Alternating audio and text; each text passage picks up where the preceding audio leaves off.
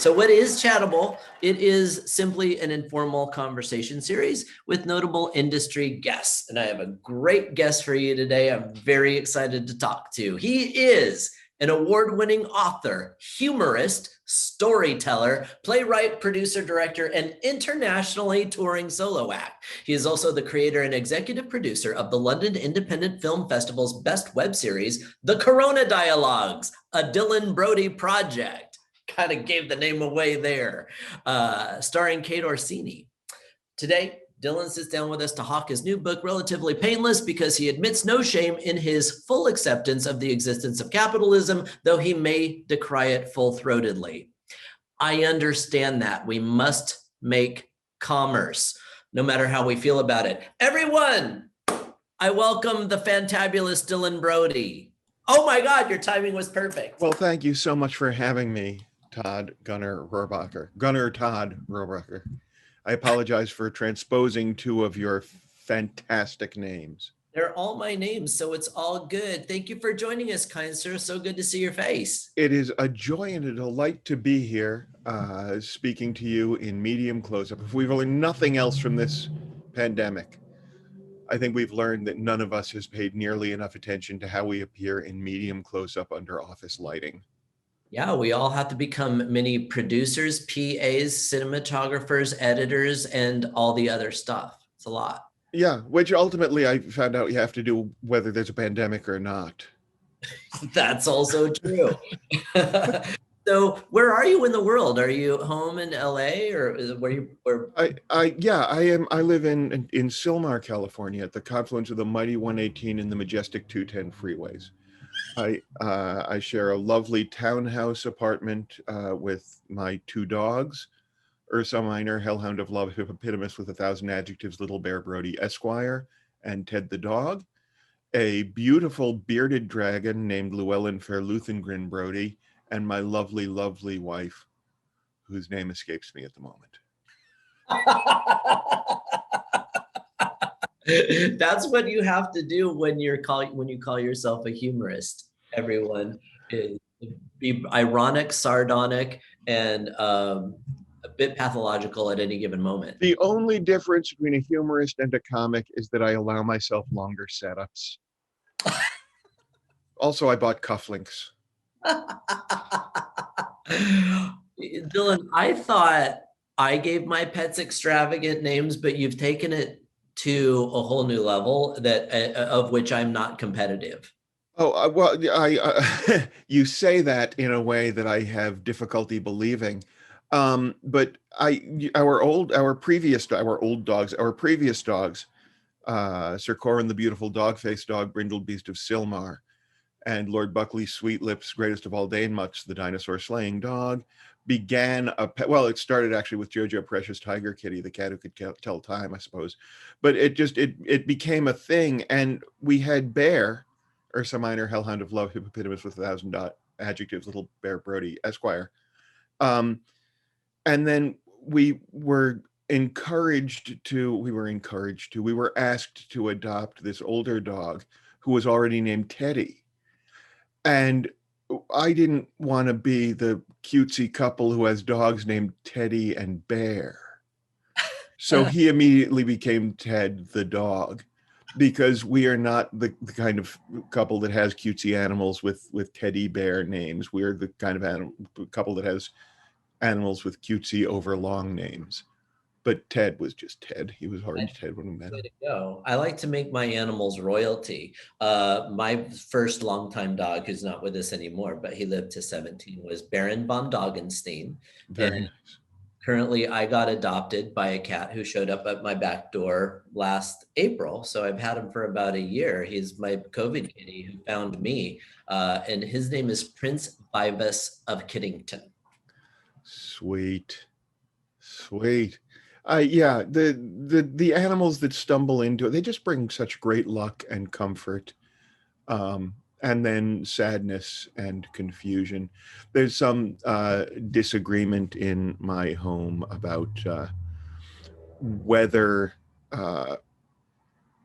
walking incontinence is the point at which you have the animal put to sleep or not. and it is a struggle that involves a great deal of house cleaning. I understand that. Yeah. That was I was very fortunate that my first puppy, Baron, was just inside of my soul all the way. And he at the end, he was 100% himself, not at all deaf, not at all blind, and 100% of his personality intact.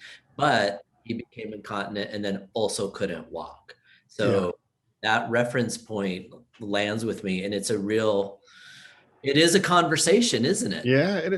Well, yeah, it very much is. Ted is Ted is now completely deaf. And my wife is worried that he's afraid we don't talk to him anymore. And I am worried that we continue to. Well, I have faith that the right thing will happen at the right time. I was saying for years, I was saying everybody has that awkward moment where you have to make the decision. You know, you love them, but they're beginning to be a strain. They like to go to the park, but then their hips hurt getting in and out of the car. You don't know how much joy they're having in life, how much joy they're taking out of your life. And at the same time, they're your parents.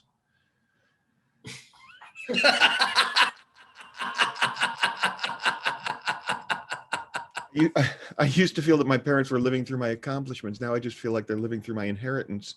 I'm sorry. I have a lot of jokes and I haven't let you ask any questions. I don't, there aren't rules in Chattable, Dylan. Oh, good. Excellent. Yeah, Well, yeah. so far I feel it's going very well then. Yeah, it's perfect. Where are you from? Where'd you grow up, Dylan? I grew up in a small town called Schuylerville, New York, outside of Saratoga Springs, New York. Schuylerville is actually where the Battle of Saratoga took place. It is where I was infrequently but memorably brutalized by young anti-Semites of the early 70s. It is where I walked to and from school and sat on curbsides to read comic books on Sundays when all of the vicious humans who lived around me were sequestered in their book club where they only study the one book and talk about the guy they love a lot. And then they were all hidden away so I could sit outside and read. But the rest of the time I was pretty much in my house being non-athletic through childhood. That you segued right into my next question, which was, what were you like as a kid? Because I always like to know. Is there anything else to unpack? I had long hair when I was a kid.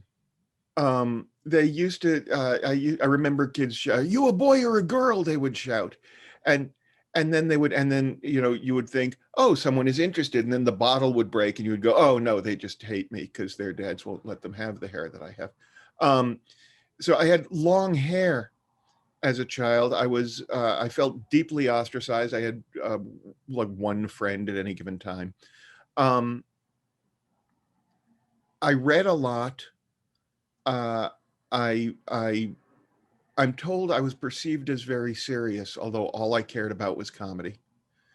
And I hope this is interesting.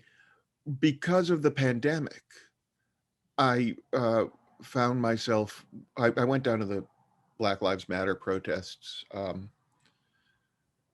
It was very difficult for me because I am asthmatic and I am afraid of a disease that makes it impossible to breathe. And at the same time, a vast swath of humanity was crying out for basic rights with the pointedly personal slogan of "I can't breathe." And here I was not going to stand up because in my position of white privilege, I was afraid I wouldn't be able to breathe. So I made myself go. And at the end of one of the events, I found myself walking away from the group back toward my car, and I saw my shadow. And it was the shadow I remembered from childhood because my hair has grown back. And I think I may never cut it again now. I am really enjoying the wizardly pandemic hair. And I'm starting to believe that hair might have magical properties. I dig all of that. And I also love the hair. It's the first thing I said when I saw you on screen. Now, this is an interesting dynamic. Maybe that's what I'm going to ask you. It's what's happening. Well, Uh, and I look forward to finding out what the dynamic is about which you're going to ask me that is happening. well, it's something that I've thought about a lot, myself and from my own life and from my own perspective. So you acknowledged that there is, just by being white, you identify with white privilege, and then you also said you've been ostracized and been, terrorized by a group of people because of who you are. So Yes. that's an interesting perspective. I'm a gay. So, but I'm Oh, also you're white. one of the gays. I'm a gay. Well, it's pink. I mean, isn't it obvious? Uh, I but just knew that your wall was gay. I didn't want to make assumptions about you. I called it a name earlier, a I, derogatory term. I Uh, would urge you not to do that. so, but it's so gay. It's in my face. It's flaunted. That's how I've always felt about Christians. I don't care what they want to do behind locked doors, but don't flaunt it. You don't have to put it in my face. Oh, we have an afterlife and you're gonna not go, you're gonna go somewhere else from where we go. I don't want to go where you're going. In fact, you know what? Go ahead. I'll catch up later. I am gonna be so annoyed if I die and it turns out there's an afterlife and I'm not done yet. Well, I No. don't. But I don't believe in done. I don't think there is a done. But anyway, I think it creates an interesting dynamic. I don't know. I don't even know what the exact question was, but Oh, in broad strokes, although the details are different, I mean, I do identify with what you're saying. There's a certain amount of privilege we get as white men, but then there's also something happens, I think, to anyone when they're on the outside and they're victimized because of who they are. I get there that. is there are different kinds of dominance that are exerted, particularly among men and by men. The dominance struggles amongst women are very different, but men amongst themselves and toward women, uh, our unconscious psyches are steeped in dominance play and power positions, and it goes on in a very subtle level all the time. They tell you when you're a kid, just punch the bully in the nose, and that becomes impossible for the person who is being bullied, like literally impossible. I had childhood dreams in which I would finally confront my bully, and my arms would be rubbery and weak when I tried to throw a punch, and I couldn't work up any speed to do anything. And um, I started studying martial arts when I was an adult, and early on, during my color belt training, I began to become conscious of this and think about it and utilize it in my writing. Um, it gets as small as walking down a sidewalk. But remember when people would walk down sidewalks? Oh, the good old days. Um, you'd be walking down a sidewalk and someone would be walking toward you, and there's this unspoken decision as to who will get out of the way for whom. Dostoevsky deals with it in Notes from Underground.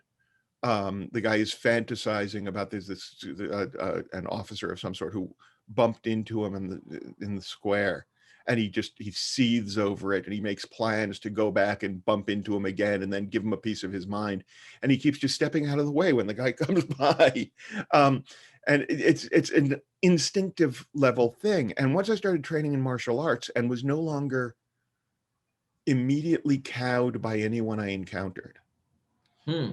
I kept almost getting into fights because without being conscious of it, I was sending out signals of confidence and authority, not deliberately, but because I wasn't afraid of people who were used to having people be afraid of them. Wow. And suddenly I would have to make decisions about, am I standing up to this, or am I gonna back down? What am I gonna do? Because I had the room to decide in a way I never had before. And in a way the person I was encountering wasn't aware they were making decisions.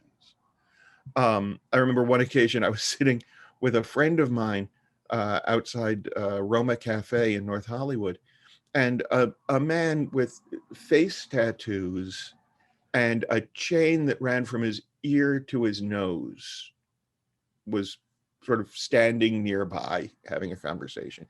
And I believe, frankly, that once you get tattoos above the neck, you give up your right to use the phrase, "What are you looking at?" Um, so, but I wasn't even really looking. I was just sort of listening to my friend talk, and my focus had shifted to thinking about because I was impressed by this chain, because I've spent so much of my life making sure that I didn't have anything hanging from my nose. So uh, the guy turned toward me and said, "What do you want?"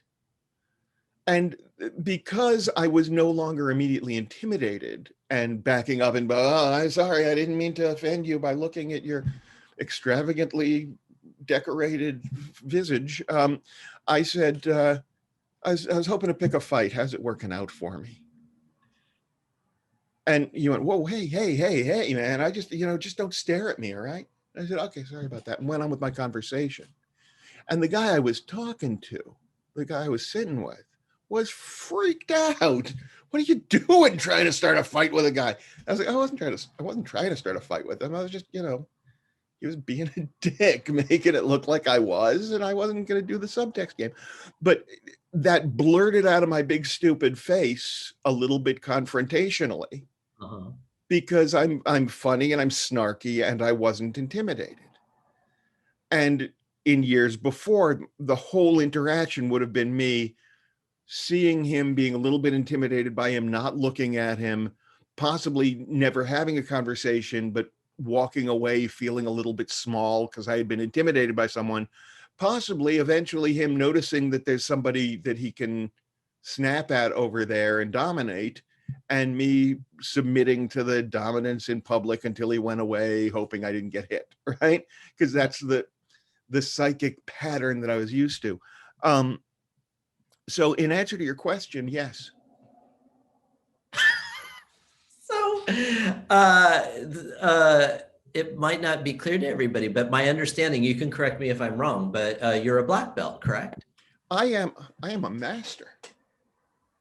I am a fourth Dan Taekwondo master, a third Dan Hapkido instructor, and a first Dan black belt in Kigumdo. So when we say, "Oh, I studied martial arts," that's and I just wanted to be it clear for everybody. That's pretty badass, Dylan Brody. Well, yeah, I had a meeting with a guy at one point a few years ago he's known me since college. He's known me for a long time. And he was thinking of hiring me for a job, and he's taller than I am and a little broader than I am and more successful than I am, and he was getting ready to hire me for a project. And in the meeting, in a casual way that men do, he suddenly went, "I'll kick your ass." And it was, that it was friendly, but on the square. It's one of those male dominance things that comes up. And I said, "Oh, you may think you will." And then there was this pause. He said, "Oh, right, you studied martial arts, don't you?" And I said, "Yeah." And he said, "But you don't lead with that." Like, "No, I don't lead with that. I'm a writer. I'm a comic. I'm a humorist. Why would I lead with that?" But there was a little adjustment that had to go on in his head because, oh, right, it's not Dylan from college that I can sort of boss around and be a dick to. It's Dylan who knows what he's doing and really will not be intimidated. And particularly in meetings, it's been important because I used to work free for anyone, because I was afraid if I didn't do their homework for them, they were going to take my lunch money. Uh-huh. And now, now I don't do that so much because it's harder to bully me. Fascinating. My God, I hope so. I was gonna ask. You are Gunnar. You are Gunnar. You Correct. remain Gunnar. I was gonna ask how one leads with having studied martial arts, but then it occurred to me that answer can be found in Netflix's series Cobra Kai. That's correct. I have met people who have studied martial arts who make a big deal of bowing to people at the beginning of a meeting, not because it's in any way appropriate, but because it sets the stage for them to be seen as martial artsy and spiritual. I've seen people who do funny handshakes. There's a particular handshake we use in the Korean style that's hand under the elbow, and then you shake the hand. And there's reasons for it, none of which matter. But I'm not going to do that particular handshake as a way of sending a secret message that I'm in the club, because I'm not going to lead with it. It allows me to feel different in the world. It's not about making the world feel different about me. That's not my job.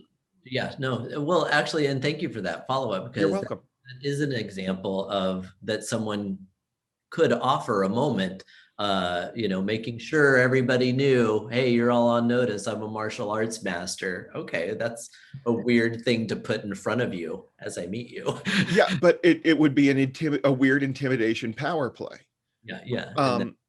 I did for a while, right after 9/11, when I was getting on planes, I would go up to the counter and say, listen, I don't know if you care. My master told me I should always let you know. I'm a martial arts black. I wasn't a master yet. I'm a black belt, second-degree black belt in Taekwondo. So if you need anyone to be near the cockpit to keep an eye on things. And twice it got me seated in first class. Oh. And the rest of the time it got this. Oh, okay. Well, I would have gotten it. I mean, it's Yeah. good to know. Like, let me know if you're a doctor. Let me know if you can kick somebody's ass. Exactly right. But I was really just trying to scam first class. Well, look, I'll take an upgrade when I can get it. But I also understand what you're talking about. You were riffing on my name. My name is Gunnar Todd Rohrbacher, and was my given name. My mom didn't like my first name, so she called me Todd, my middle name, and introduced me that. And when I first met you, I was going by Todd, and I like Gunnar better. So at 45 young years of age, I switched it up. And I'm good with both of them. I like my name, and it's okay to call me whatever. But taking ownership of my preferred name and changing it when it was in print in places, online in places, and confused people. And I did it anyway because it's my fucking name, and it was, among other things, symbolic of me not being intimidated by other people. Nice. I realized recently, there's a run that I do on stage in the middle of a story, and I'm just going to sort of pull it out of context and then talk about how it connects to personal names in a moment. There's a piece in one of my stories where I talk about a thing that was taking place in the 1980s, and I'm sitting at a bus stop, and a large African-American gentleman comes out of the building behind me and says, well, it was the mid-80s, who's still a big black guy. And for the record, that is not a reactionary joke about how everyone's too PC and we got to keep track of all the right words for things. That is a self-aware, liberal, white guilt joke about how I not only go out of my way to call groups by what they wish to be called, but will adjust it for the appropriate period. If I'm talking about little people in a story set in the 30s, they're midgets. In the 60s or 70s, they are dwarves. In the 80s, for a little while there, they are vertically challenged. And on the day that little people decide they want to be called people of small, I will make the adjustment to call them people of small, because I try to be polite. And somebody pointed out to me that I was thinking of little people as a monolith. Now, that reasoning applies to individual names as well, and to the thing where people are now stating their pronouns. Everybody gets to decide how they will be viewed, and language determines how things are perceived. Correct. And we don't realize how much of a power play it is, going back to the male dominance power play thing it is. What Trump does when he comes up with insulting names for people and brands them as that. What George Bush used to do more subtly when he gave people nicknames, George W. Bush, when he gave people slightly demeaning nicknames. What I have done when I was a younger comic and less self-aware, where you just change someone's name randomly. Chipper, right? I'm going to call you Chipper. You mind if I call you Chipper? It's just a sucking out of the person's identity and an insistence that they are now yours to mold through the language. And I work very hard to make sure that my language is keeping pace with the level of my enlightenment. And I assume I will need to keep making changes as I discover and learn and illuminate more things, become however incrementally more enlightened I am able to day by day. I am shocked by people who get bent out of shape over somebody saying, I'm a girl now, or now you're going to call me Dave, or, whatever it is, because it's as though simply by stating our own reality and claiming our own place in the world as we wish to be seen and recognized linguistically is a threat to other people's habitual submission to their parents' desire of who they would be perceived as. It is a refusal to allow their perception of the world to shift slightly because somebody else has changed how they wish to be perceived. And I think it is very selfish and harmful. And I think as humans, we should be nice to each other. I concur wholeheartedly. Well, thank you, because I wouldn't want half your heart. So, during this time, I've been living on Zoom, teaching on Zoom, and not all the times, but sometimes people put their name in their Zoom square, especially when I'm meeting, a new student for the first time, and they will also, and then parentheses, put their preferred gender, and I find it a relief. It saves a lot of stammering. And I feel like that's brave of you, but it's also smart of you. It's also just simply direct of you, and it helps me know you. And when it comes to teaching, that's all I want to do is know who you are so I can help you the best way I can. So absolutely right. What a world. Yeah, it shouldn't challenge others or any individual to claim their personal power through ownership of identity. I'm not saying it's always easy to make the shift. The they, them pronouns get confusing because it's a plural and it's being used for a singular, and that messes with my linguistic mind. And when I've known someone for a long time who then changes gender and their name, I have difficulty adjusting the pronouns and adjusting the name for a little while because there's habit involved. Mm-hmm. But I figure that's on me to make the effort. That doesn't mean they did something wrong. Absolutely. And I don't know, this is an adjunct thought to this. It's not, I free associated a little bit. Well, I hope your thought is eventually brought in and given full professorship and eventually tenure. Fingers crossed. Even when I was young, because I also had very long hair, we have so much in common. It's a little bit bizarre, but everybody thought I was a little girl when I was a kid. I actually found it flattering, which was weird. And I was like, okay, let's talk about it. But I always thought of gender and my gender is something somebody else needed clarity on more than I did. And I'm not confused about my gender in any way. I don't need it to be anything. And I honestly never have. To me, it's like something that the outside would view, and it went into the realm of making you more comfortable for someone else to identify. Yes. That's frankly, I would like to have more clarity about my own gender. I got to be honest. I find my sexuality deeply confusing. I don't have a love map so much as like a scavenger hunt. It's not. I'm just a tangle of fetishes and like innocuous stuff that feels shameful to me. Like it's just an absurd knot of personal spiral. I for me, my whole sexuality, I start thinking about it, my mood can spiral downward like Larry Flint at the Guggenheim. You know what I'm saying? It's 100%. I've reached the point in my marriage where I suggest sex. My wife tells me what time it is. You want to go upstairs? It's 7:30. All right.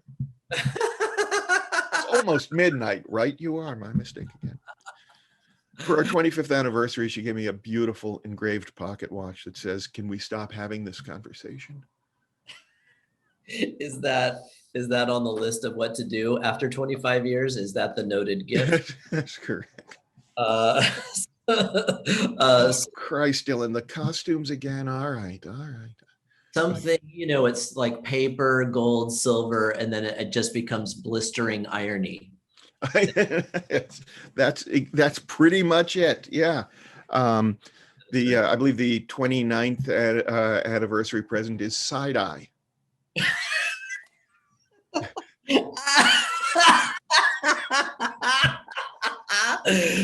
Oh, I don't screw my list. You're just fun to talk to. Oh, that is delightful to hear. Uh, what I did, well, I'll go to a question. What makes because what I have to do as host is also be my own Ed McMahon. So if you didn't know, I shift from Gunnar to side Gunnar, cueing me to do the next thing, and I'm schizophrenically having a conversation in my own head. I understand completely. I've done this before. Good, because no virgins are allowed on Chattable. What? You make a lot of rules. What makes You make a lot of rules. I know, but they only exist in my own head and they're never transcribed. So that's a problem in my relationship.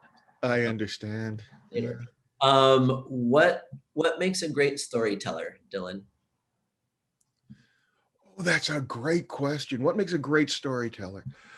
I can tell you how I know when I've done a great job as a storyteller. Mm-hmm. A good storyteller draws you into a story, offers some sort of emotional satisfaction out of the story or set of stories, some insight, and images that hang with you. The great storytellers cause you to rethink your own stories. Mm. When I've done my job my best, every night that I perform, people want to talk to me afterward. Even if I'm not selling merchandise, there are a certain number of people who feel they've connected to the performer and want to have a conversation. And on the nights when on every night, there is somebody who says, "I loved this story. I loved that. I loved the story you told about. This reminded me of something that happened to me." And the nights that I do the best job, people come up to me and say, "I love that story you told about," and then describe something that I don't even know which story they're referencing.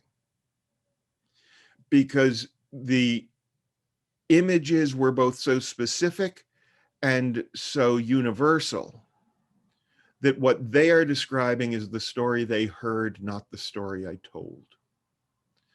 And this is a really difficult leap of ego that I didn't know I was going to have to make and didn't realize I had made until I was doing my own journal work about what I'm doing and how it works. Because it used to make me mad. I didn't say that. You weren't even listening, damn it. What is wrong with you? When in fact, what's happening is those are the nights that the human thread of what I am saying so directly connects that they are sent into their own stories without knowing it's happened. Yeah, I understand completely. Well, then I'll stop talking.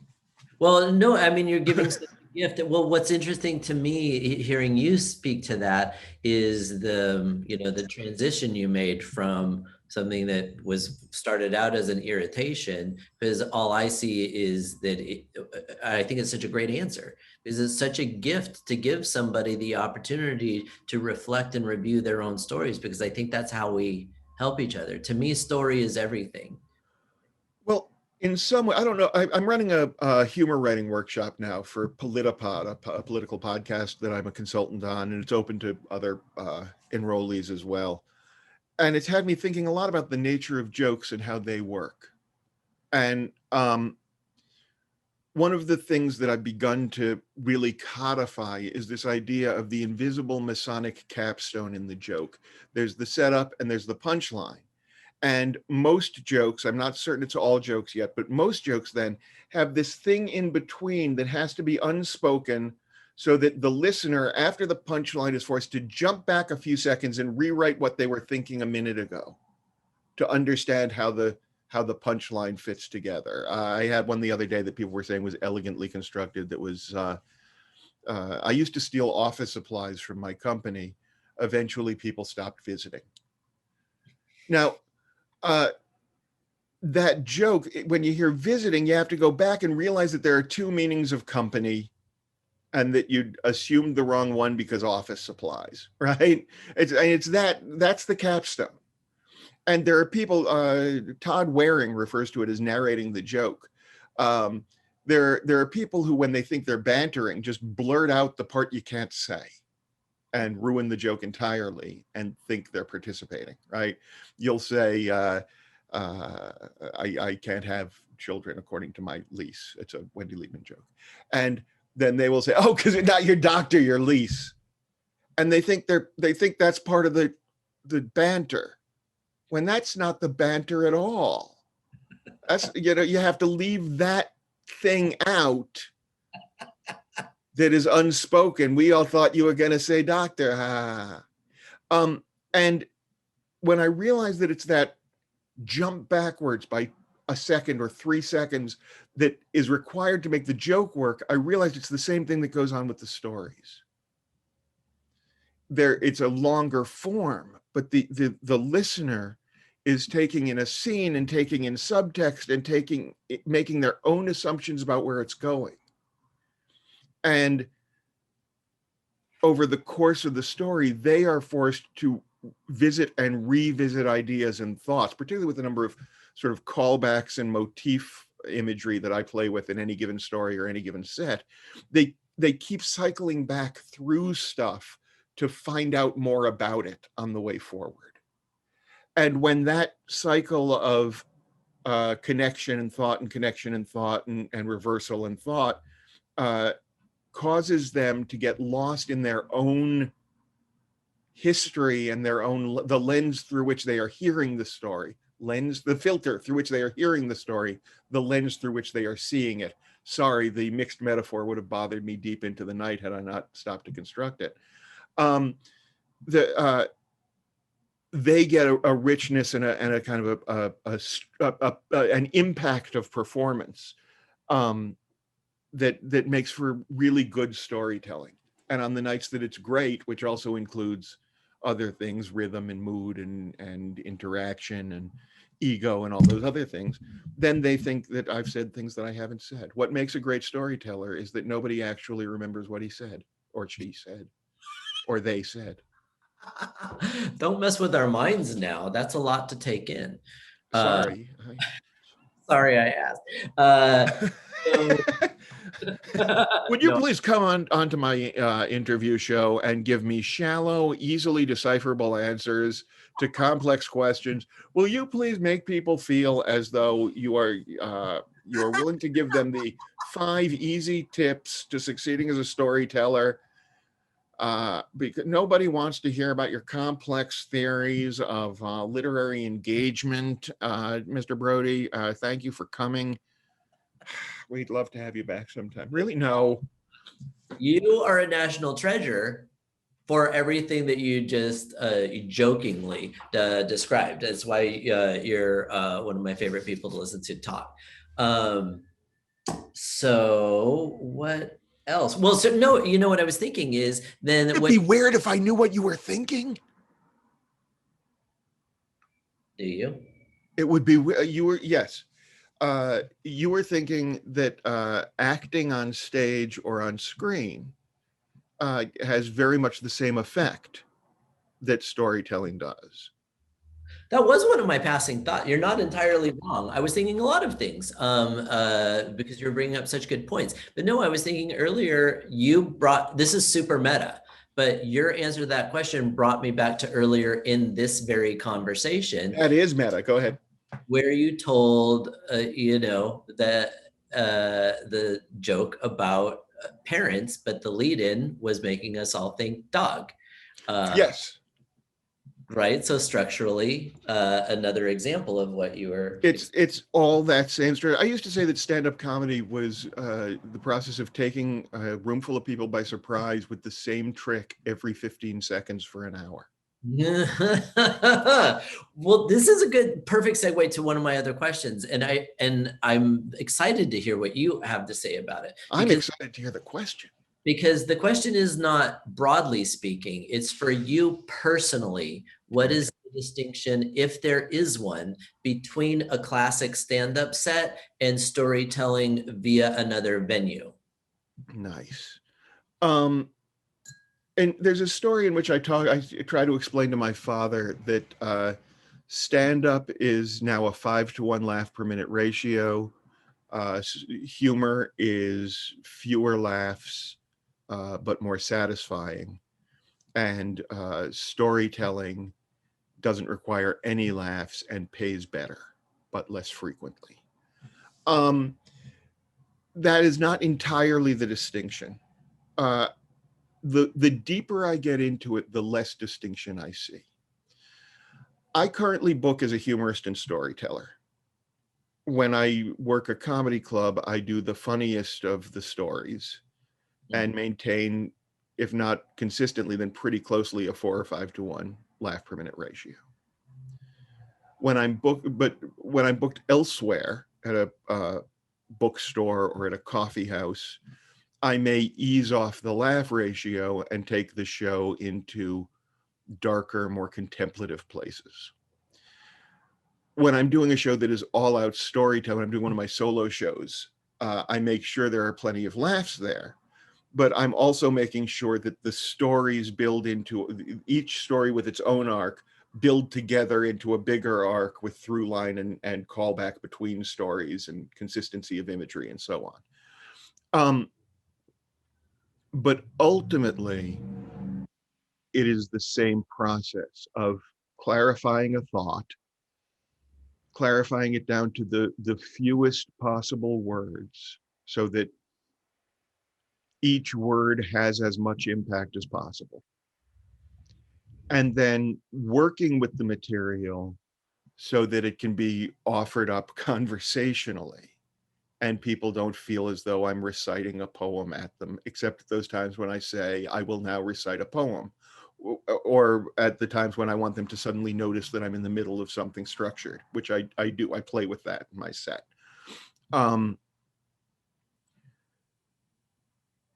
But this goes back to even when I was a political comic, when I was a 4-to-1 machine gun political comic in the 80s and 90s. If you look at my A&E set from Comedy on the Road with John Biner in 1994, I close with a bit of sort of rap style poetry. I structured that set to be a mirror of Lenny Bruce's first set on the Steve Allen Show, where he opened by doing a joke that was not planned, apologized to the producers, throws away his intended set, and then at the end he does sort of an improvised song thing with Steve. I started by doing a joke that apparently wasn't on a list. Everything was cleared. I apologized to the producers, pulled my set list out and set it aside. I promised them I said it on the stool. I promised just the stuff we rehearsed, I'm fine. And then when I was shifting to this rap at the end, I glanced at the list, decided people are way too hip for what I was going to do, I'm going to do a new thing. And then off of the applause of that totally fraudulent risk that I'm taking, because everything was cleared, I then shift into this poem. And it's clear that I'm changing gears in the same way that it had been. I did it in much compressed time because I only had 7 minutes, I think 6 minutes, and Lenny had, I don't know, 15 or 16. But the structure of that, with the opening of I'm going to do just the stuff we rehearsed, and then I'm going off book, you can cut it if you want, gave a structure to the set that is the same sort of big arc structure that I try to put into a long set if I'm storytelling. And into each story as I go, I try to make sure there's some callback and reference and closure on the piece.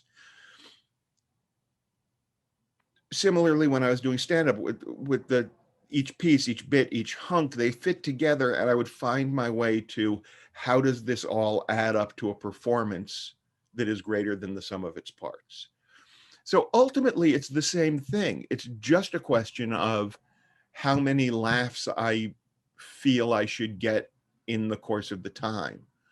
The reason when I'm working at clubs where I really do make about a 4-to-1 laugh per minute ratio that I book as humorist and storyteller is that my style, the way I perform, has not been in vogue since the late 50s.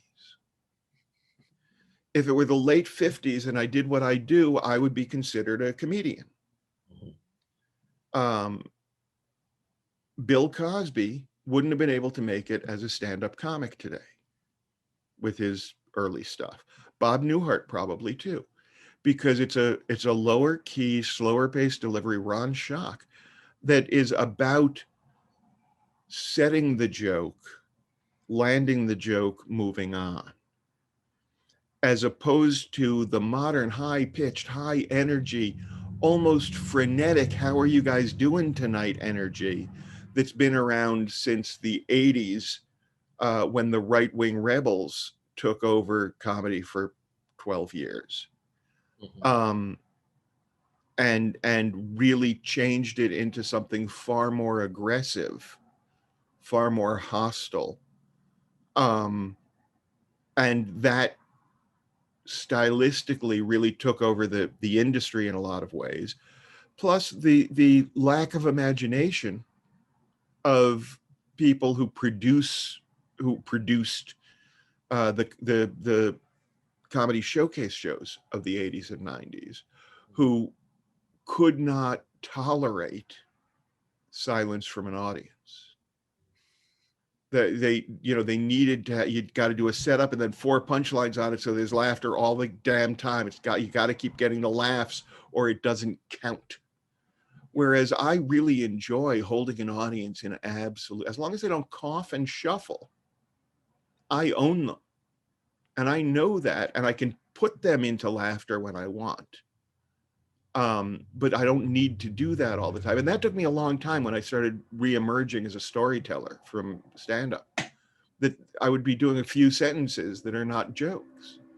And I would start to panic because I'm not hearing the laughter that tells me it's all okay. And once I realized that that's fine, the silence became one of my most powerful tools as a performer. And I don't want to be booked at a comedy club and have people go away, disappointed because I wasn't the morning zoo on KNGC.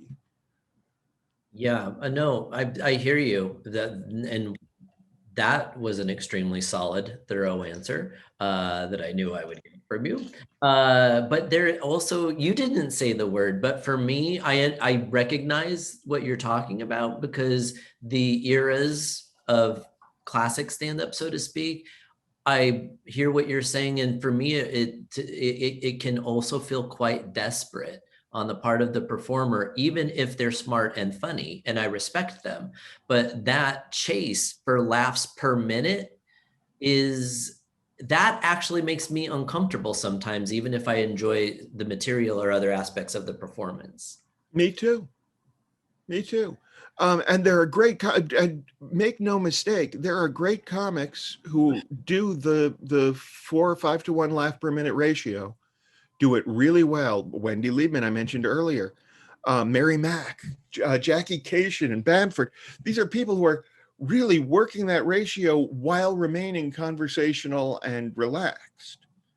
But I am aware that when I am seeking that ratio, when I'm actively pushing for that ratio, all I need to do is rely on the technique. And I can find it without building up the tension and the energy that that younger comics tend to. The screaming of Sam Kinison in the 80s really sparked just a sequence of hostility-based comics whose entire perspective was that everybody is dismissible and that their opinion matters more than everyone's,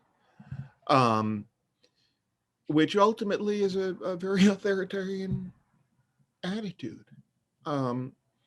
And Sam and Dice Clay and Tim Allen, these guys, and Tim was very clean.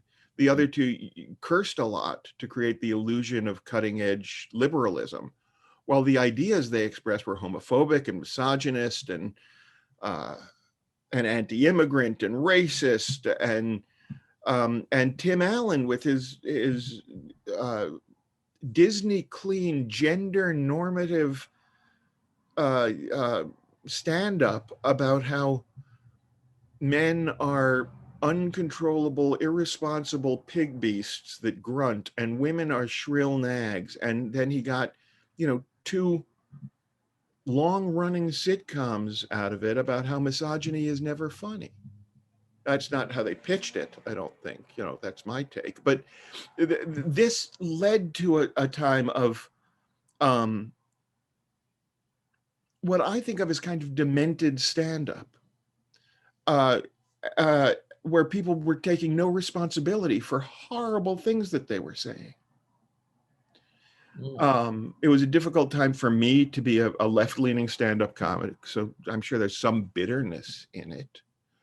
But yeah, the quest for I would rather somebody fail than that they pander. Heard. No, that's not right. That's not right.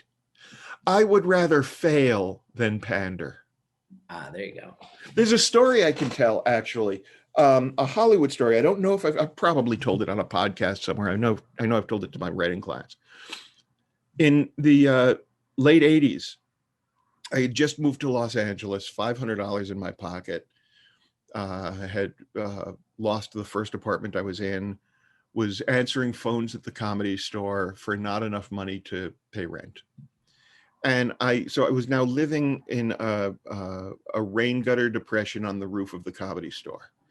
And then if it was raining, I discovered I would get very wet. So then I would hide in the club until they locked up and sleep on a booth bench upstairs in the belly room, because at that time I had so thoroughly internalized the psychotic status system of this club that even as a vagabond, I didn't feel I was ready for the main room. So I would sleep up in the belly room in one of these benches. And as I was answering the phones, I got a call from HBO, production office at HBO. They wanted me to get a list from Mitzi, the owner of the club, of 5 or 6 stand-ups that they might read for a comedy sketch show they were working on. And I got the list from her and I added my name to it and I faxed it over to HBO. So I got this audition for a sketch show, and I'm 20, whatever, 24, 25, I guess. And broke and desperate. And at that time, there was a lot of homophobia on stage all over the country. And I had been doing homophobia is the last publicly accepted form of bigotry as a premise for about 3 years. I had just added the joke. I don't understand why people are afraid of gays in the military. It's that long ago. I just written this joke for the first time. Look, you're in a foxhole under heavy fire. Don't you think the guy next to you is more likely to save your life if he's in love with you? I don't care what he's saving my ass for, as long as my ass is getting saved. If my life is on the line, I want to be the most popular guy in the barracks. I'm buying candy and flowers for everyone. Right? I had a bunch of stuff on anti-homophobia material. And they hand me I'm sitting there. Dice Clay was one of the people who was auditioning that day. He was not yet Dice Clay. He was Andrew Clay at the time, I believe. Yeah. He may have just become the Dice Man before becoming Andrew Dice Clay. But he was like in that early stage of his career. He was sitting there reading through the page, and a bunch of other guys I knew from the Comedy Store whose names I had faxed in along with my own that I had snuck in. And they're looking over the page. And I'm looking at this page, and it is a directly to camera, as though you are reading news commentary copy. Fag jokes. It's a page of this.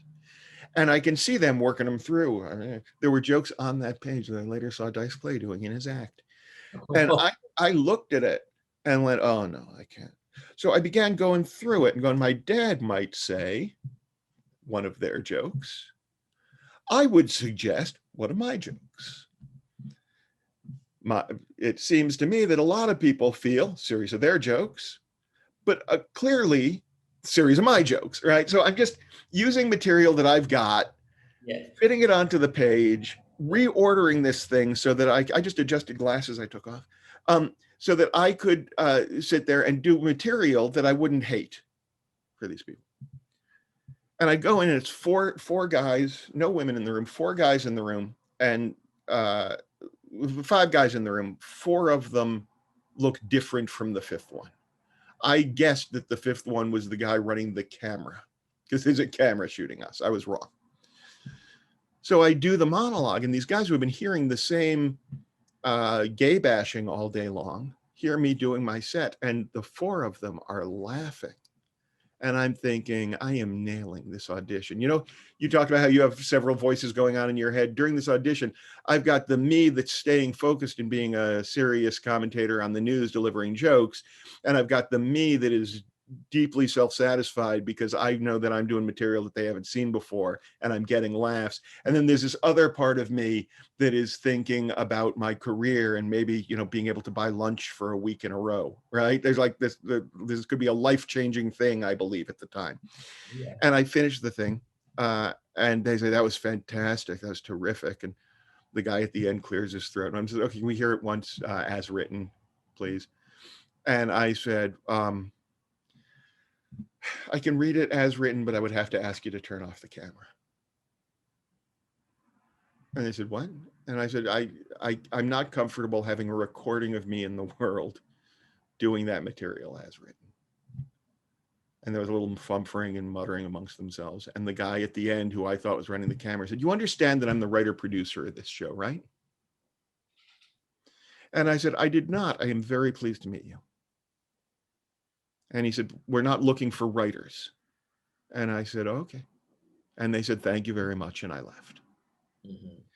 And there have been times, many times over the years that I have felt like if I had just bitten the bullet, if I had just done the monologue the way they wanted, if I had shown them that I could be a team player, if I had gotten on the show, maybe I would have, you know, had a platform and been able to launch earlier as a something. Maybe I could have gotten better. Maybe I could have. And then on my better days, I remember that I would rather fail than pander.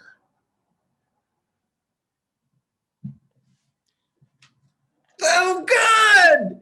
Oh, my goodness. That's how you find the callback while you're talking and make it look like you knew what you were doing to begin with. Uh-huh. Yeah, no, I know. This is all school. This is all school, Daddy. I don't want time to get away from us without talking about your most recent project. So the question is not where does the time go? The question is where does it come from? That fucked with my head. Well, there you go. We just sunk into the K-hole, ladies and gentlemen. That's a callback. What if time doesn't exist as a construct? What if there just isn't a beginning or an end or a starting point or a stopping point? I have a big weird theory that eventually all matter will be sucked into black holes, and that where they let it out is in the fountain that we think of as the Big Bang, so that the entire continuum starts and ends all the time, at all times. All right. I mean, sometimes I just have to. That can't have been the question you needed to ask before time got away from us. No, but did you ever read Gödel Eshelbach, The Eternal Golden Braid? Yes, I have. Have you ever read Alan Lightman's Einstein's Dreams? No, but I will. You don't have to. I don't want to give you homework or anything, man. I just. Okay, fuck. Could we just talk about the Corona dialogues? I would be happy to. Yes. Project. So what exactly is that? I mean, I know, but for others who may not. My book, the most beautiful thing I have ever written and created, Relatively Painless, right there above my finger, well lit. Relatively Painless is an anthology of short stories about the Grunman family, a family that came into existence in my 2005 award-winning play, Stanley Drama Award-winning play, Mother May I. I wrote this beautiful collection of short stories. I made a deal on a beautiful collection of short stories. The deal included my first real publisher's advance because I was ready to go on tour and play bookstores and corresponding comedy clubs where I could and sell many, many copies. And I've opened for David Sedaris, so that seemed viable to the publisher. And then COVID hit, and the contract was canceled. And I really didn't want to sit on this book for another, we didn't know how many years. So they canceled the contract. I published it myself and was trying to figure out how to promote it. I wrote a short 2-segment play to be done on Zoom with me and a woman named Kate Orsini, whom I know and who had loved the book and who loved one of the characters in the book. In the book, Lindsay is older than Daniel. Kate is significantly younger than I. So I just said, okay, she's younger in this iteration. And we shot these 2 things. And I thought, well, now I'll be able to use those and get some heat on this book. Because every time I do a thing, I like to imagine that I know how one gets some heat on anything. And then after the second one went up online, Kate turned out to be a genius. And she sent me the 3rd episode script and said, can we do this one maybe? And I wasn't in it. Now, in the book, I always thought of Daniel, the character, as, you know, the central character, and even he's not in every story, but he's really he's the avatar for me. But now I looked at this script and I went, oh, Kate is the better actor. And this is an episode for Kate and a new actor. Why not? What the hell? So I asked an actor friend of mine, Eddie Pons Dominic, who I've known since college, to do the male role against her in that one. And then I wrote a 4th episode because the patriarch of the Grunman family is a gay man, a closeted gay man, still married to the woman, the matriarch of the family.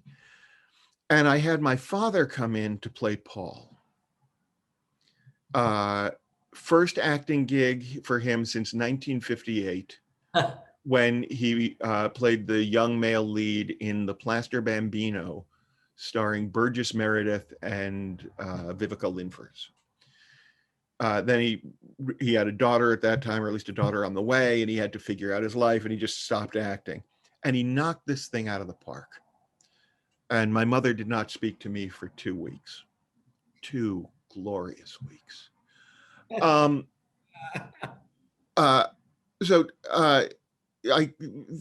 went well, and then I wrote a final episode. Okay, and then Lindsay and Daniel will have their rehash of everything that's gone on, and we're done. 5 episodes, we're out.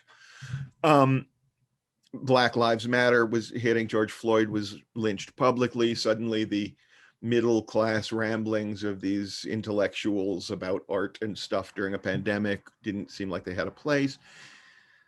And then I began to get caught up in what my responsibility is to Black Lives Matter. And I began to give some of that to Lindsay, the character, and writing a new episode. And suddenly we had a new 4 or 5 episode story arc to shoot. And we are now on episode 33. I'm editing right now. We have won London International Independent Film Festivals. We won something at the Niagara Film Festival. Depth of Field, we won something. We've won, like we got 9 festivals or something. You've given us awards on this thing. Bonnie Hunt came in to play Arnie Plesky, the Laughs Never Stop comedy and talent booking agency. She came in for 1 episode, and the chemistry with her and Kate was extraordinary. So I immediately started writing new episodes for her. She's now done, I think, 3 or 4 episodes and has come in as a producing partner. Tova Feldschuh came in to play the mother in the family.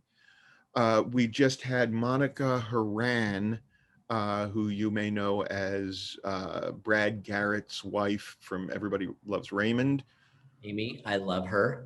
She's so good. In the episode that I'm editing today, I'm having some difficulties editing today. I've got Melanie Chartoff playing someone from a publisher, someone from Putnam in New York, who reveals that Monica Horan was doing a lot more manipulation than it appeared in the episode. But it just keeps growing and developing. I keep thinking we're done. I know I have a dream episode coming up in which Lindsay has begun to dream in Zoom. But the conceit of the show is that it's all shot on Zoom. And it's incredibly easy to make. Kate or I, we've had a couple of other guest writers come in. Paul Lander wrote a wonderful episode.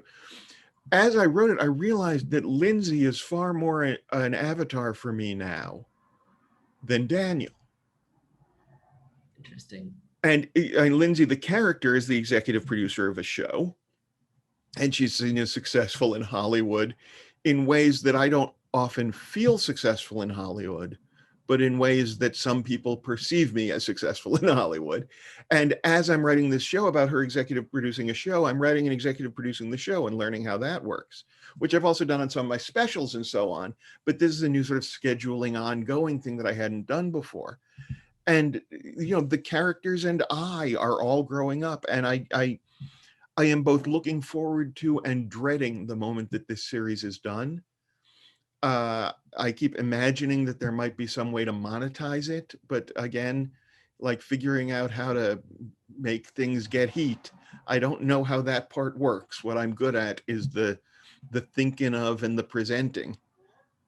So Corona Dialogues available at corona-dialogues.com, or just search for Active Voice Productions at YouTube and you will find it. It is some of the most confessional work I have ever done as a writer. And watching Kate just figure out the twisty little workings of the mind that I am writing when I'm writing her is an endless joy to me. She's an extraordinary talent.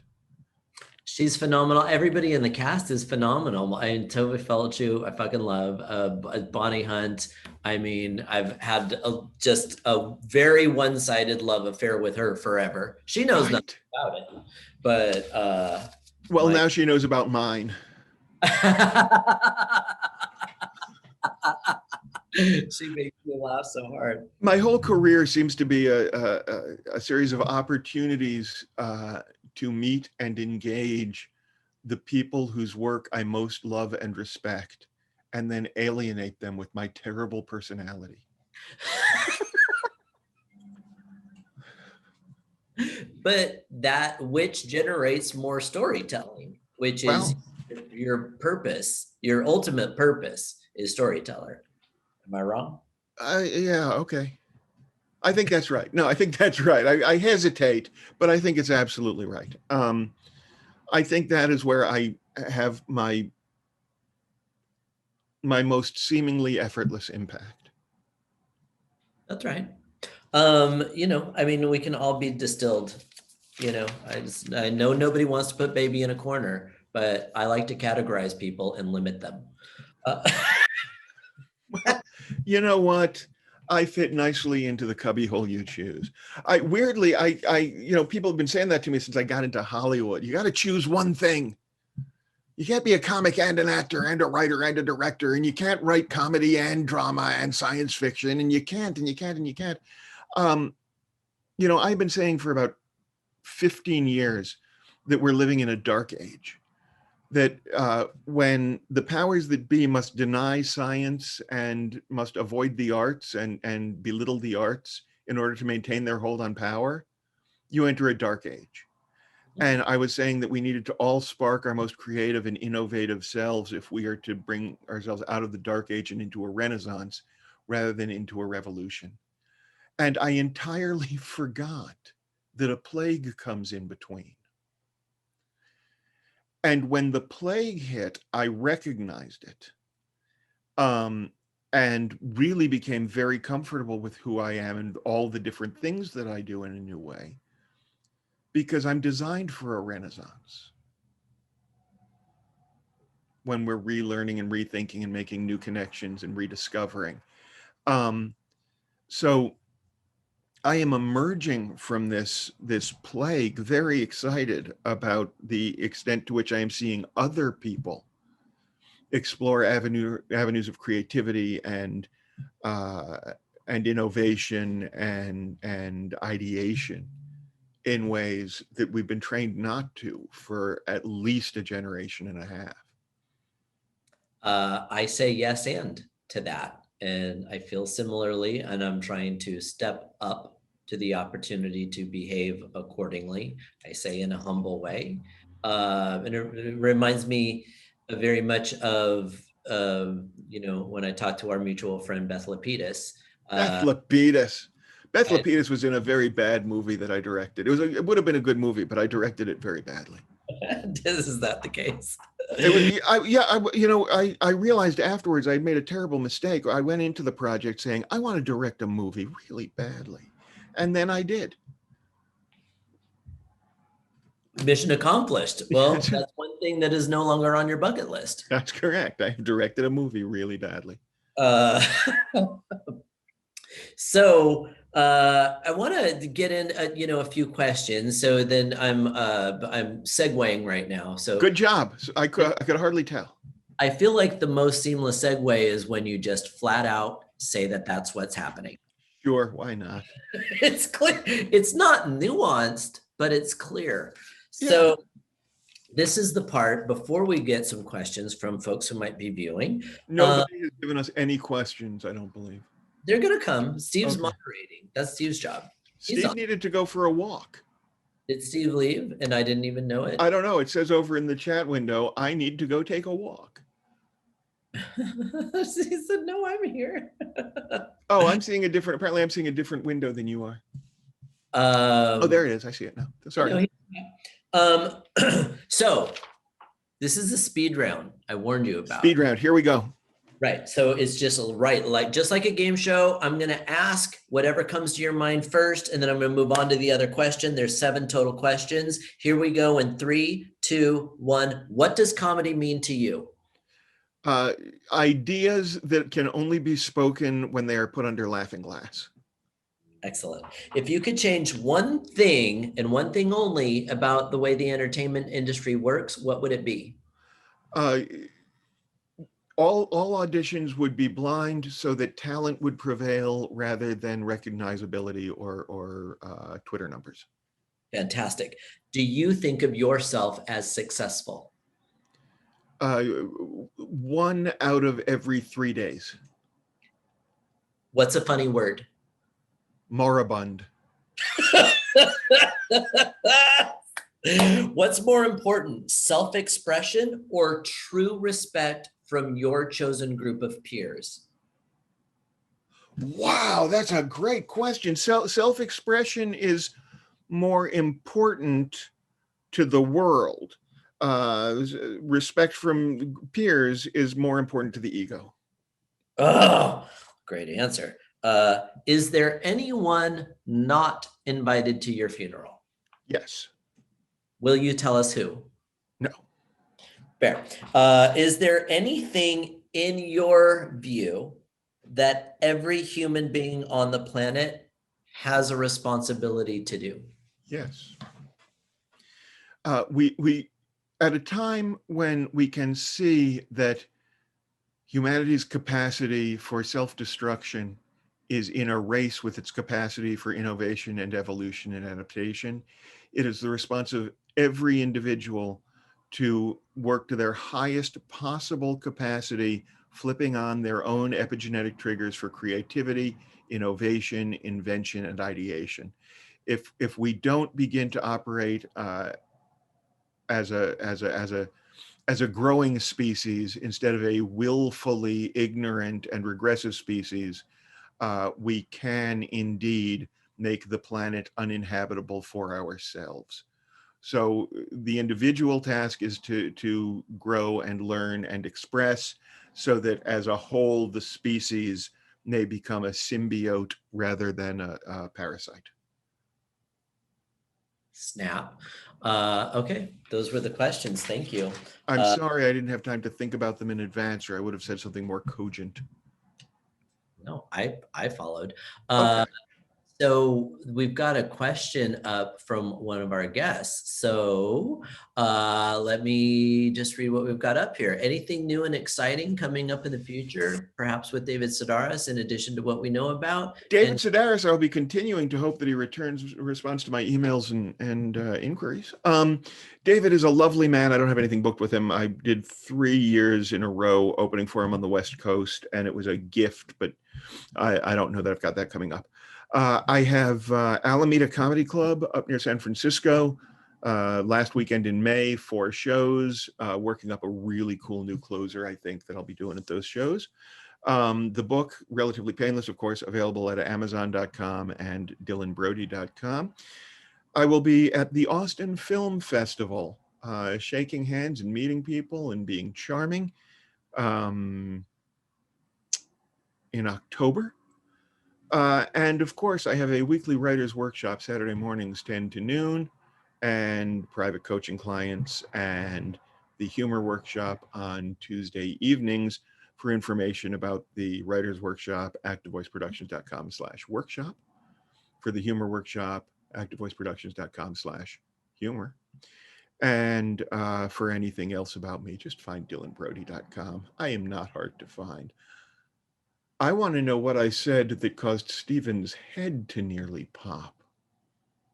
uh, No, it was somewhere between a 20 minutes ago callback and the reference to a K-hole. It was somewhere in there. I understand. Yeah, sorry. I don't mean to create inner spirals in my work that confuse your brain.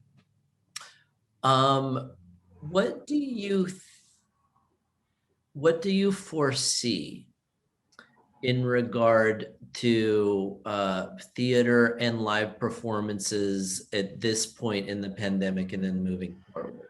I am going to give you the answer that Harold Clurman gave to a student at NYU in 1984.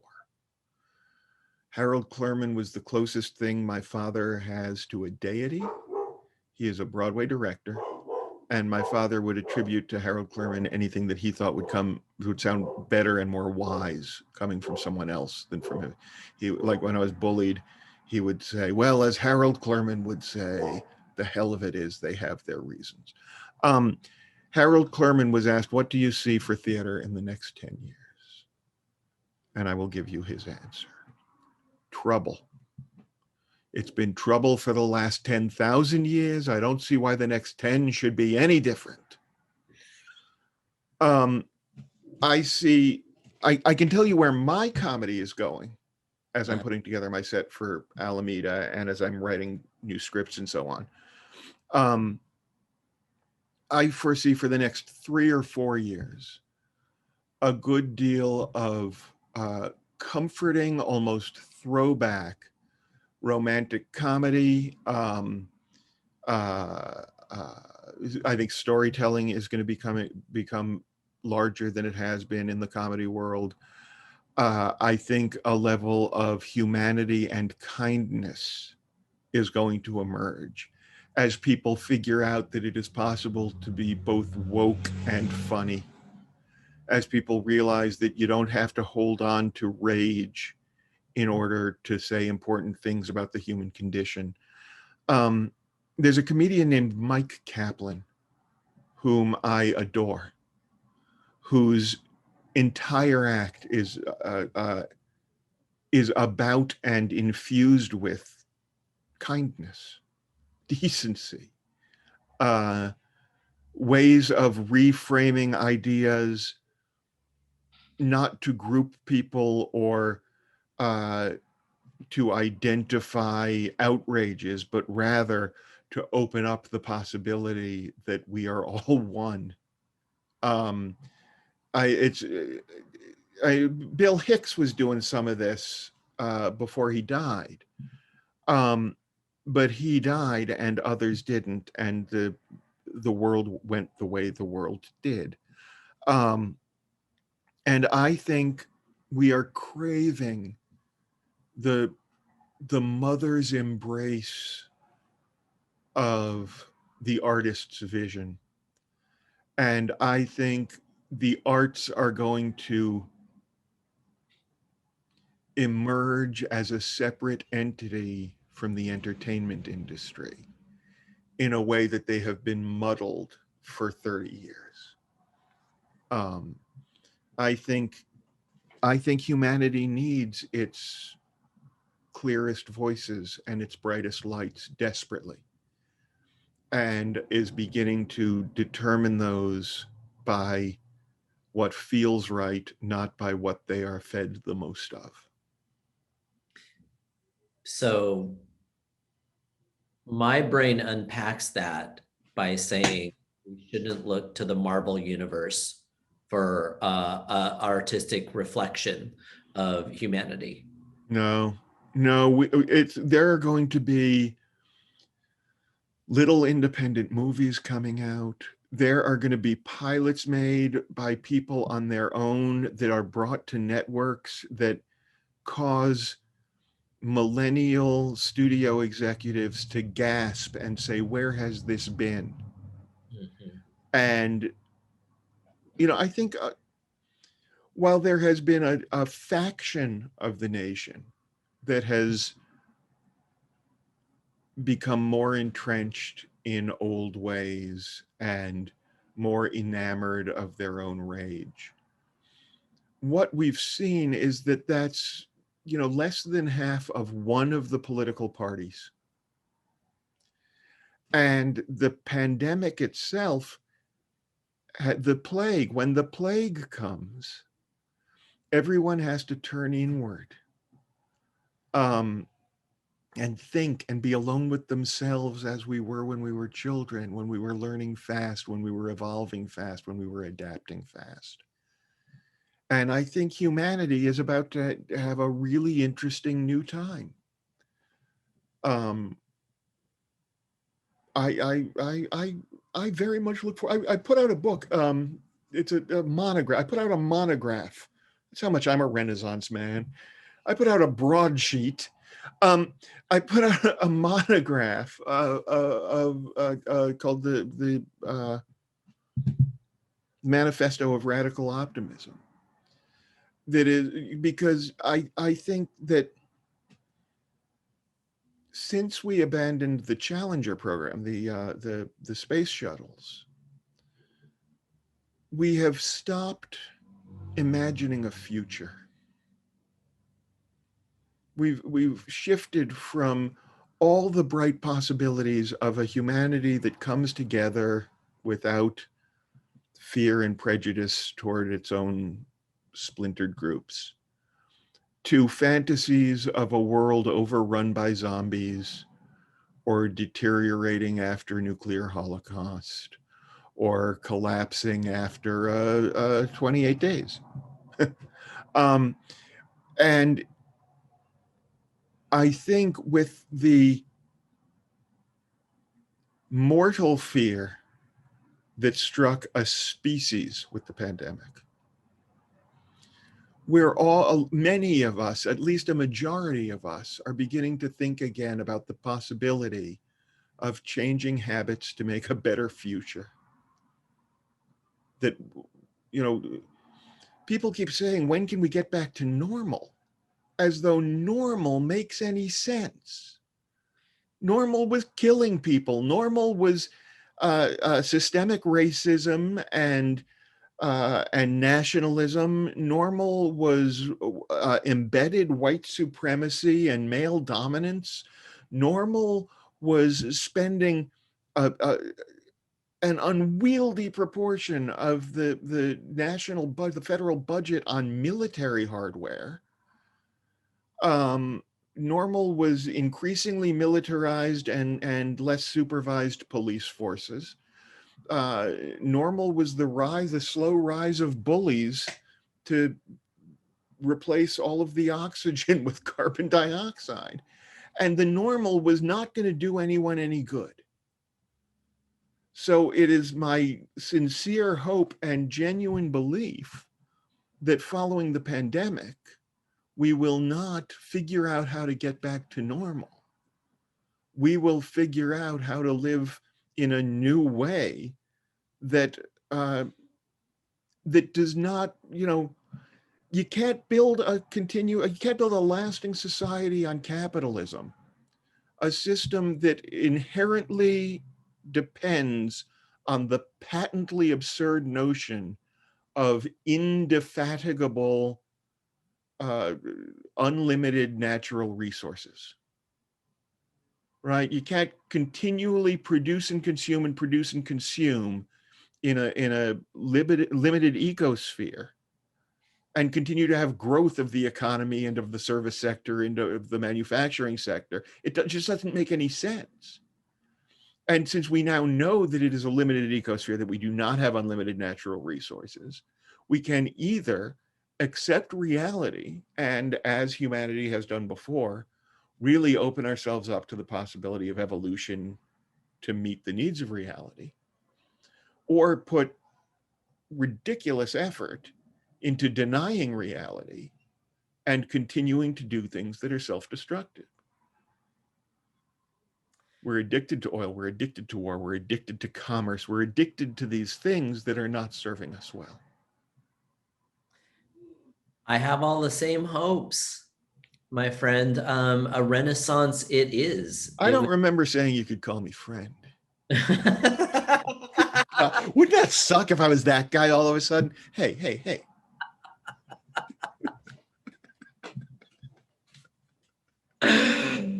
I'm triggered. That triggered me, Dylan. Thanks. I'm sorry. I'm very sorry.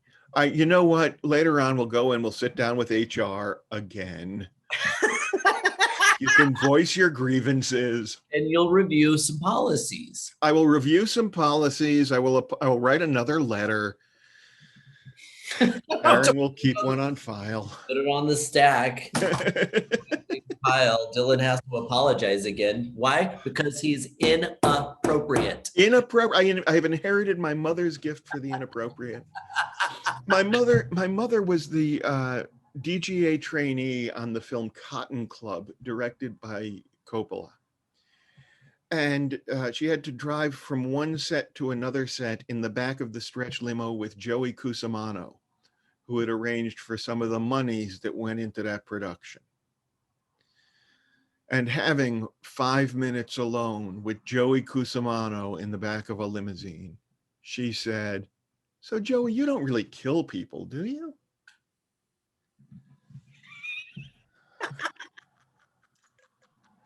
Dylan, our time is at the end, but before we go, because I know you teach as well. I know that was abrupt, but as I just saw the clock, do you have any final thoughts, words of wisdom, for anybody who might want to find their way in particular. I mean, I can talk to people about acting and auditioning, but what if I'm someone who thinks I have a funny voice inside of me and I'm not sure of the means of expression? So, Well, how do I figure out if I'm a humorist, an essayist, a stand-up, or just you don't. Yeah, I still haven't figured out what I am. Here's the advice that I have for people who have things they want to say. Let me start that again, because it's right, but it's not right. If you think you are funny, good for you, be funny. If you want to be funny professionally, then you must, and by must, I mean, I feel you must. There are many who would disagree with me, and they are allowed to exist in the world. I would say that you must figure out what you want to say, and then figure out how to apply humor to it. The first issue that freezes people up when they start to write their first stand-up material is that they sit down and they think, okay, I know I have made people laugh. I want to be on stage telling jokes. So what would be funny to talk about? And that is a dead-end street, because now you are looking for the result, the laughter, not the vehicle, the material. When you figure out what you want to say and you learn to back those ideas up with jokes, you will be able to create an act that is wholly yours, and you will be able to use the process of creating jokes or stories or novels or plays or pilots to clarify your understanding of your vision of the world and illuminate it for others. And that is always the real task. Even though there are comics who would say that the real task is to get laughs, or the real task is to sell drinks.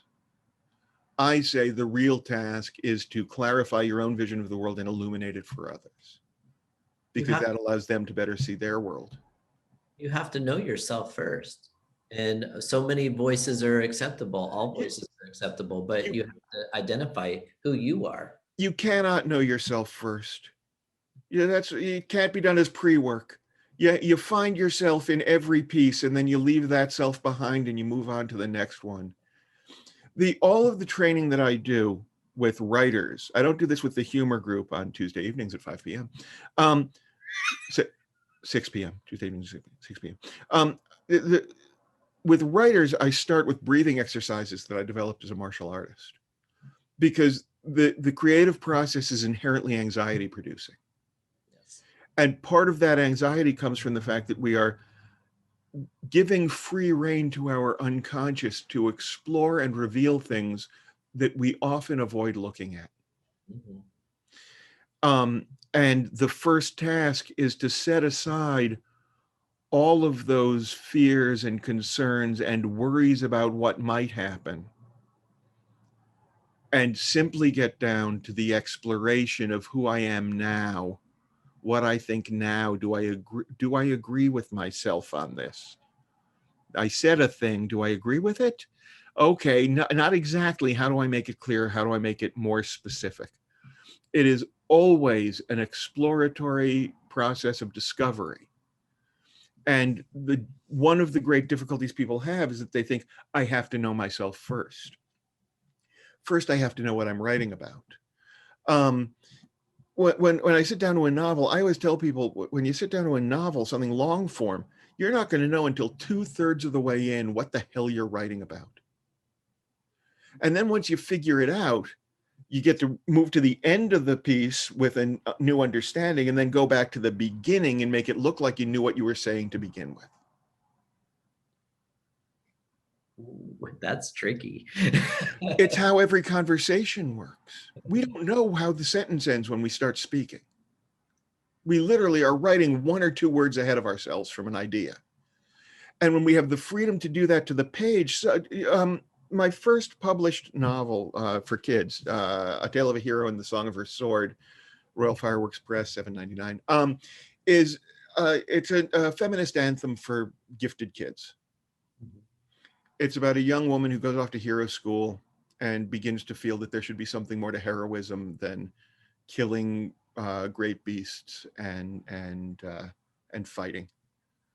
And she winds up incorporating the traditionally feminine characteristics of empathy and creative problem solving to the toolkit of the hero.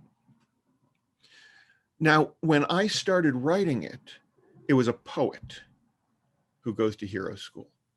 And I was writing all this backstory about who he is and what his childhood was like and why is this sensitive kid at a hero school and rebelling so hard against everything. And then I was easily a third into the book before I went, oh, it's a guile. Oh, it's a guile. And then I didn't have to do all this heavy machinery at the beginning. I'm not setting up the idea that boys can have these thoughts. I'm setting up the idea that heroes can have these thoughts. And you wrote your way into a discovery. I wrote my way to the discovery, and then I went back and changed some pronouns, like people do these days, only I did it ahead of my time. And that should be the note we end on. Is there anything else you wanted to sneak in before we close? I am easy to find. If anyone wishes to talk to me, to study with me, to get a project going that they have struggled with, I am available. activevoiceproductions.com/coaching allows you to fill out a form and get directly in touch with me, and I would love to see you. I just want to be around you all the time now. Dude, you know what? It's not like my wife needs me around all the time. She texted me while we were on, and she said, "Can you keep him busy?" Nice. You know, I am reminded of a joke from my act when I was 18. The first of the I don't understand homophobia jokes that I wrote when I was 18. I don't understand what there is to fear in gay men. It's not like there are packs of homos roaming the hillsides, blowing straight men against their will. It's never happened. You know why? No man has ever been blown against his will. Blowjobs are like birthday cake. You don't get one that often. When you do, you don't care if it's not exactly the kind you wanted. I'm a perfectly happy, settled, cisgendered, straight male, but someone's making an offer and they got a pretty close shave. I got to think about it before I give a straight yes or no answer. That's all I'm saying. So there is such thing as a carrot cake blowjob. That's what I did with that. Good to know. The carrot cake blowjob. It's not what I wanted, but I'm gonna eat it anyway. Hell yes. Hell to the yeah. Hell yes. Right. Ball, sweat, and carrot cake. My favorite combination of smells. Okay, we've got to stop. My producer is about ready to walk out on me. I'm sorry, our producer has informed us we've run out of lines. Thank you for joining us. If you're in the audience out there, Dylan, thank you so much for spending the time with us. I admire you tremendously. I appreciate you greatly, and I love you for spending this time with me. Thank you for having me. You seem a delight.